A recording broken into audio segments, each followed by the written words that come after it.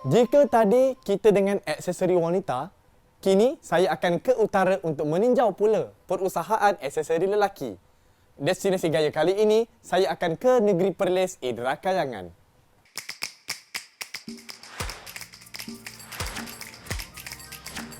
Mungkin ada yang menggaru kepala. Apakah pula saya buat di sana? Adakah ingin berlibur atau menikmati jodah laksa utaranya yang menambah selera ramai?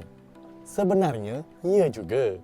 Sebab Perlis selain terkenal dengan destinasi pelancongan, pemandangan menarik, buah mangga harum manisnya, juadah utara yang enak dan orangnya pun ramah tamah.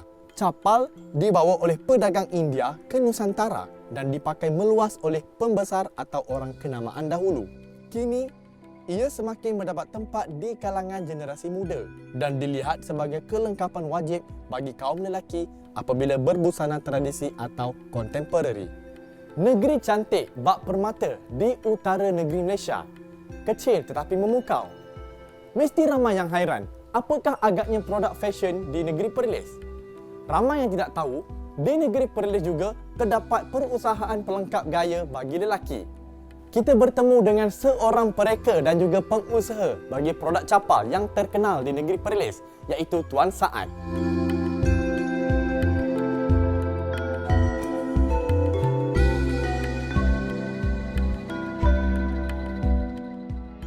Hari ini, saya bersama dengan seorang pereka dan juga pengusaha capal yang terkenal di negeri Perlis, iaitu Tuan Saad. Apa khabar? Khabar baik. Jadi terima kasih pada Tuan kerana sudi bersama dengan saya. Jadi boleh Tuan kongsikan bagaimanakah bermulanya Tuan menjadi seorang pereka capal dan juga pengusaha, dan ada tak mana-mana badan yang menjadi tulang belakang bagi pengusahaan capal selama ini? Okey, terima kasihlah kerana sudi datang untuk jumpa saya kat sini. Untuk pengetahuan semua, jadi cerita bermulanya saya dalam bidang pembuatan capal ni pada tahun 1997, iaitu kegawatan ekonomi. Jadi pada masa itu saya bekerja kilang. Kilang ditutup, jadi saya mencari ruang yang boleh bekerja untuk membantu menyara penghidupan keluarga saya. Jadi secara tidak langsung saya berjumpa dengan seorang kawan lama, dia buat capal secara tradisional di rumah. Jadi di situlah saya belajar sedikit demi sedikit tentang cara pembuatan secara tradisional lah, seperti memotong, melubang dan sebagainya kan. Daripada situ, apabila saya dapat dan saya nampak memang produk ini adalah produk warisan setelah saya buat kajian, jadi saya berusahalah untuk memertabatkan produk warisan. Daripada situ juga saya perlu mengkaji, iaitu peningkatan penggunaan dari segi proses supaya kita tidak lagi ketinggalan. Bila jualan di bulan Ramadan meningkat dan saya pada masa itu juga saya telah berhubung dengan Jabatan Perbadanan Kemajuan Kraftangan Malaysia, cawangan Kedah pada masa itu sebab saya tinggal di Sungai Petani, dan dia orang pun rasa seronok dan berpuas hati sebab saya adalah salah seorang yang sanggup berusaha bersungguh-sungguh untuk memartabatkan produk warisan. Boleh Tuan Saad kongsikan bagaimanakah proses penghasilan capal? Okey, untuk proses penghasilan capal, sekarang ni saya dah ubah dari segi proses daripada manual yang berada dulu dengan sekarang, di mana penggunaan teknologi mesin melalui inovasi yang saya buat. Iaitu sebagai contoh, kita nak merivek. Kalau dahulu kita terpaksa mencantum rivek masuk selubang satu-satu mengetuk.